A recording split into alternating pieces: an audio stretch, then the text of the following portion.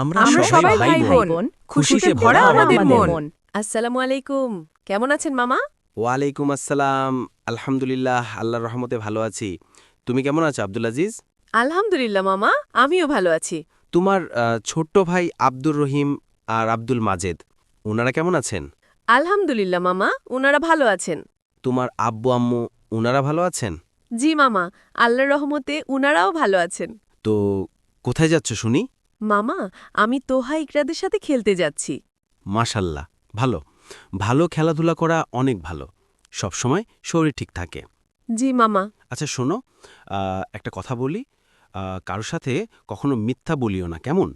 আর এমন কোনো কাজ করবে না যাতে কেউ তোমার কারণে মনে কষ্ট পায়।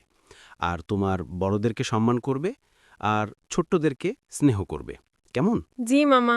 আর তোহা ইকরাদের সাথে দেখা হলে বলবে আমি ওদের সালাম দিয়েছি, কেমন?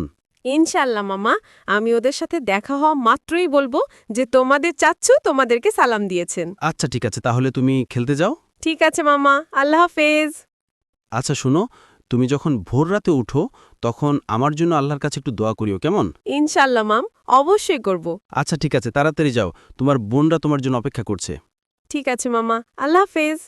আসসালামু আলাইকুম ওরহমতুল্লাহি ওবরাকাতুহু। ওয়ালাইকুম আসসালাম ওরহমতুল্লাহ। কেমন আছো তোহা? আলহামদুলিল্লাহ ভাইয়া, আমি ভালো আছি। আপনি কেমন আছেন? আলহামদুলিল্লাহ, আমিও ভালো আছি। তো ইকরা, নুসরাত জাহান, মাইশা, ওনারা কোথায়? ভাইয়া, ওরা বাসায় চলে গেছে। কেন? কেন ওরা কি আজকে খেলবে না? হ্যাঁ খেলবে, কিন্তু নুসরাত কান্না করবে, তাই নুসরাতকে বাসায় রেখে তারপর ইকরা আমাদের সাথে খেলতে আসবে। ওহো, জি ভাইয়া।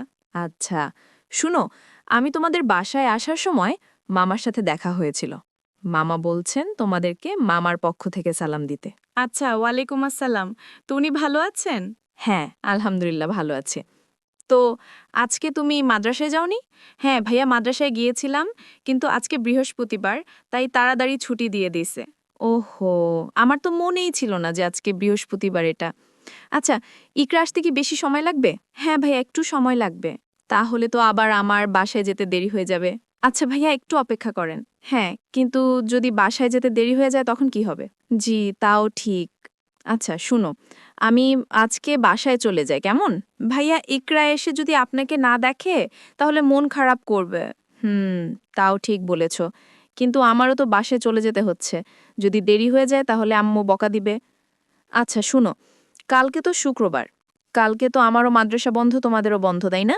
জি ভাইয়া, কালকে আমাদের মাদ্রাসা বন্ধ, মাদ্রাসা যেতে হবে না। তাহলে ইকরাকে বলবে আমি আগামীকাল সকাল সকাল ঘুম থেকে উঠে তোমাদের সাথে খেলতে চলে আসব, কেমন? আচ্ছা ঠিক আছে ভাইয়া, তাহলে তো কালকে অনেক মজা হবে। আচ্ছা, আমি বাসায় চলে যাই, কেমন?